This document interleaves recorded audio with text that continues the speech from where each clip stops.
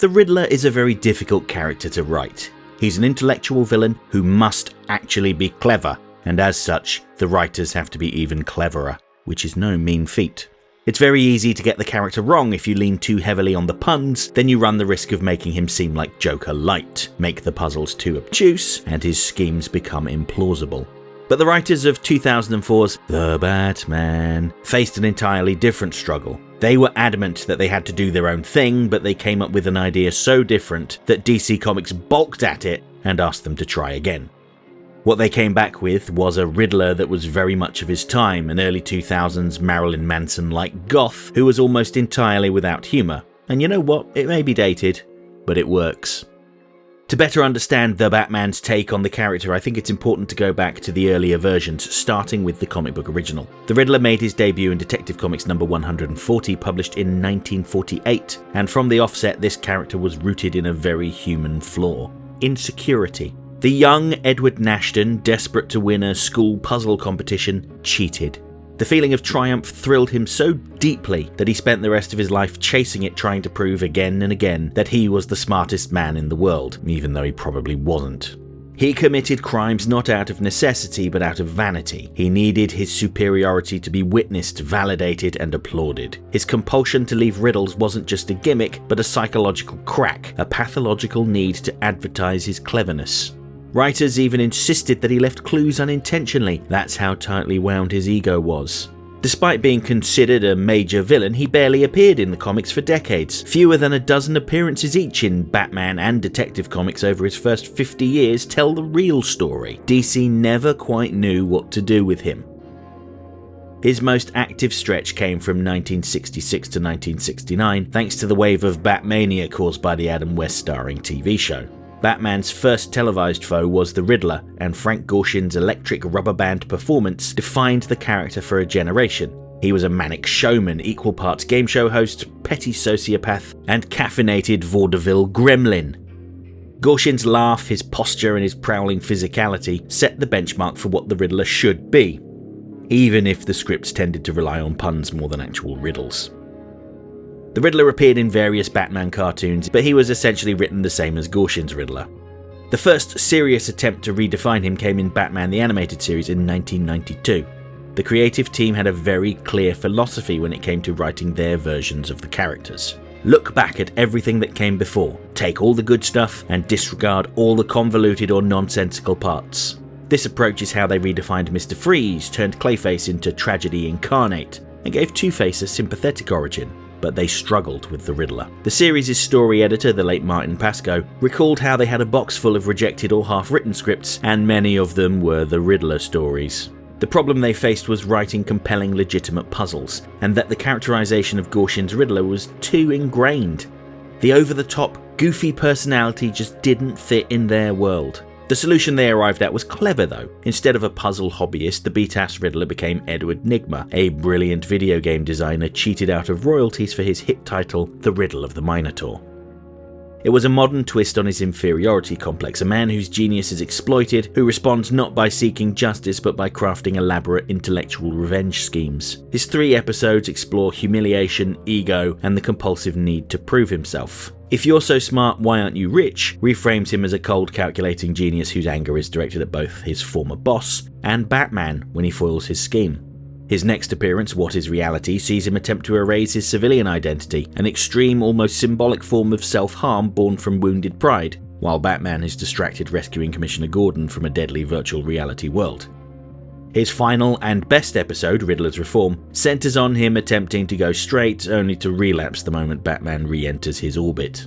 BTAS understood the psychology of the character, even if it never cracked the code for episodes as iconic as its work with other villains. Similarly, his redesign in the new Batman adventures felt like a shrug. The writers didn't know where to take him next, and as such he became a background villain without a major role. Across these adaptations a pattern emerges though. The Riddler is deeply insecure. His crimes are ego-driven. He is compulsive, he must leave clues. He is often overshadowed by louder villains, and most writers find him difficult to write well. Understanding this lineage is crucial for appreciating how boldly the Batman departed from the norm. Before 2004, every major version of the Riddler shared a common skeleton. The compulsive, puzzle-obsessive, locked in a lifelong duel with Batman, forever teetering between genius and a bruised ego. Now, the writers of the Batman have been very open about how they wanted to put their own stamp on the characters, and not just repeat what BTAS had done, and their original plans for the Riddler are a great demonstration of this. The original pitch presented the Riddler as a morbidly obese, basement-dwelling, embittered trivia savant who lost a game show as a child and dedicated the rest of his life towards getting revenge, as seen in this piece of early production art. But DC Comics balked at the idea and refused to approve it. I don't have any insight into what their objections were, but I'd have to assume that it had something to do with the Riddler's status. He was one of Batman's premier villains, and this was too far a departure from what had come before. So the creative team pivoted. Instead of being the Riddler, they made him the Clue Master, someone who is often called a second-rate Riddler. They removed the question marks from his costume and recoloured him orange, meaning that their efforts didn't go to waste. Do let me know if you'd like to hear more about the Clue Master in the comments below, by the way. If there's enough demand, then I will make a separate video about him.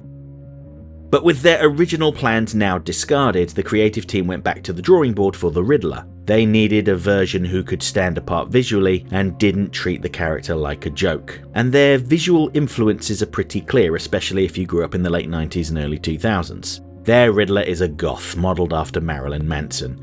In fact, several wikis state that the creative team wanted Manson to voice the Riddler, although there aren't any citations, so I can't say with 100% certainty that that was the case, but I can see it being true. He debuted in the second season episode Riddled, and unlike most other villains, we don't see his origins right away. His first appearance involved him trying to steal information from Gotham's bank, while sending Batman and Ellen Yin across Gotham on a wild goose chase deactivating bombs. He was a tech genius who specialised in hacking, a very early 2000s trope right there, and he had a group of henchmen to back him up. Unlike most of the other villains, he wasn't much of a fighter, he certainly didn't know Kung Fu, and relied on swinging his question mark staff at people. This was also his main apparatus for interacting with tech. Essentially, it was a universal remote, one button press and any of his devices would activate. Riddler knew that Batman was working with Detective Yin despite Batman being public enemy number 1, and he sought to figure out Batman's secret identity.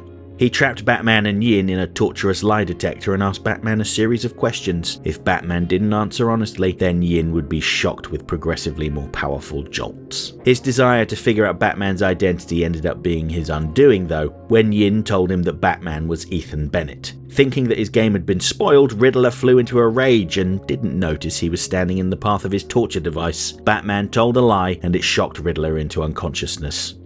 In his next appearance, Night in the City, the Riddler proposes a game between himself, Joker and the Penguin. The first to capture and unmask Batman will get to crown themselves as King of Gotham. It may have been presented as a fair competition, but as soon as Riddler got Penguin and Joker alone, he set his henchmen on them, which shows how he doesn't play fair. He expects other people to play by his rules, but at the same time he's quick to break them if it gives him an advantage. Ultimately, Penguin, Joker and Riddler's squabbling led to their downfall, as Batman and Ellen Yin picked them off one by one. In sharing the spotlight with those other villains, as well as the main plot focusing on Chief Rojas's attempt to unmask Batman, he feels tertiary, with very little emphasis on his riddles and puzzles. You could have swapped him out for any other villain and the story probably would have been much the same. And then he more or less vanished for a while at least. The Riddler didn't make a single appearance in Season 3, and I think that this absence says something about the challenge of writing good riddles and puzzles. They clearly liked the design and the energy he brought to the show, but they didn't yet have a story to bring him back. It wouldn't be until Season 4, when the show had gone through some fairly significant changes, first introducing Batgirl in Season 3, and then adding Robin to their ranks in Season 4, that the creative team finally committed to giving him an origin. The episode Riddler's Revenge tells us how Edward Nygma had been a child prodigy, but his father wanted a more traditionally masculine son. The jeers from his father only egged him on though, to the point that he started committing crimes to test his intellect. Eventually he grew bored of that and became a university researcher, developing a device with his colleague Julie, a machine that can enhance cognitive ability to astonishing levels. Just one of these chips expanded the wearer's mind to the point that information could be absorbed and retained almost instantly. It's here that Nygma meets Chuck Gorman, a boorish industrialist who wants in on the action. The problem is Gorman reminds Nygma of his father, and as such he wants nothing to do with him. When the time came to demonstrate their invention by using the president of the university as the test subject, the device malfunctions, effectively frying his brain. As a result, Nygma is fired and loses contact with Julie, who he was clearly sweet on. He blamed Gorman for the tragedy, assuming that he had somehow sabotaged the device. There's no way that he could have made a mistake. He couldn't stand the idea of being outmatched by the dim-witted Gorman and by extension his brutish father. His ego would not tolerate the bruising, and so he plotted his revenge. In his first attempt before adopting the identity of the Riddler, he turned Gorman's home into a death trap but was foiled by Batman. And years later, when Gorman mass-produced a commercial version of the device, the Riddler struck. However, in telling Batman his origin while the two were trapped in a storage container at the bottom of the sea, yeah, the revenge plot didn't quite go to plan. Batman sees what Riddler could not. There's no way someone as dense as Gorman would know how to sabotage the device, and there was only one other person that interacted with it. If Nygma is certain he didn't make a mistake, then it must have been his beloved Julie. For all his brilliance and his technical know-how, the Riddler was blinded by emotion. He trusted Julie and never once considered that she could betray him. It just never entered his mind. The second Batman tells him, it's like scales fall from his eyes. Of course it was her. He returns to the lab where it all began to confront Julie. She recognizes him instantly and smugly admits what she did. She clearly enjoyed pulling the wool over his eyes, but demonstrates her own stupidity by not thinking about how a psychopathic supervillain might react to being told that she had screwed him over. Riddler ties her up and prepares to kill her with the very device that once symbolized their shared future. They'd only ever intended for the wearer to use one at a time. What would happen with 5 or 6? Fortunately, Batman arrives in time to stop him, but just because he saved Julie's life, that doesn't mean he has to help her. Batman and Robin leave the lab with Riddler weeping on the floor, and Julie still tied up. After this, the Riddler only had one other appearance in the background of Rumour's supervillain prison. We didn't see how Rumour caught him or what happened to him once Batman saved the day. Presumably he was carted back to Arkham though. It's kind of sad, despite their bold visual reinvention, the Riddler just faded away. Looking back across his journey through The Batman, you can feel the creative team's clarity even in the chaos. They did have a plan for the Riddler, just not one DC would ever sign off on. Their original pitch was bold, grotesque, and psychologically pointed, but it was simply too different for a character with that much brand recognition. So they shelved it, stripped off the question marks, and salvaged what they could as Cluemaster. That detour wasn't a failure though, it brought them the time to come up with something else. This allowed them to rethink what a Riddler could look like in the 2000s. They came up with the design first and an origin much later. The gaps in his appearances are a symptom of the central truth that's haunted the character since 1948. He's incredibly difficult to write, not because he isn't interesting, but because he demands craftsmanship. You can't bluff your way through the Riddler. You can't hide weak writing behind quips or chaos. Every appearance should feel like a duel of minds, and that's a heavy load for any writer's room, let alone one reinventing the entire rogues gallery at once. So, of course, he slipped between the cracks. Of course he vanished for a season. Of course his motivations are revealed far later than everyone else's. The Batman's take on the Riddler perfectly demonstrates that even the boldest redesign can't solve the eternal problem. The Riddler is easy to draw and devilishly hard to write.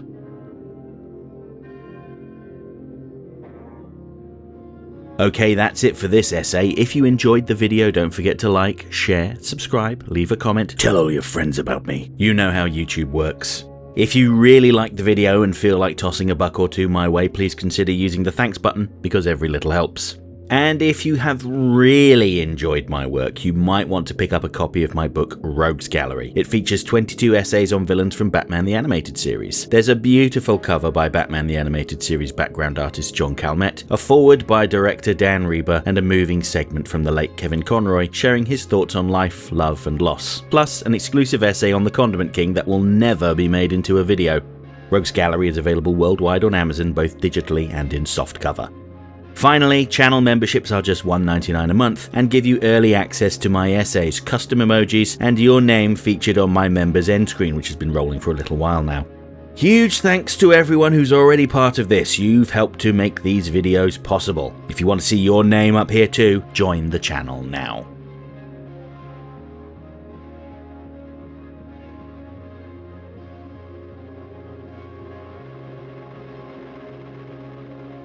Next time I'll be back next week with 3 out of 4 Mr. Freeze-centric videos, what with it being the festive season and all. Up first on Monday, the episode that didn't just give a forgotten villain new layers, it also defined Batman for a generation. I'll be talking about Heart of Ice.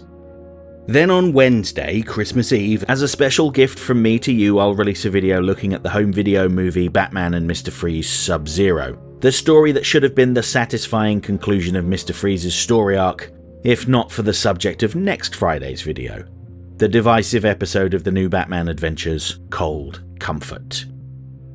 Hope to see you then.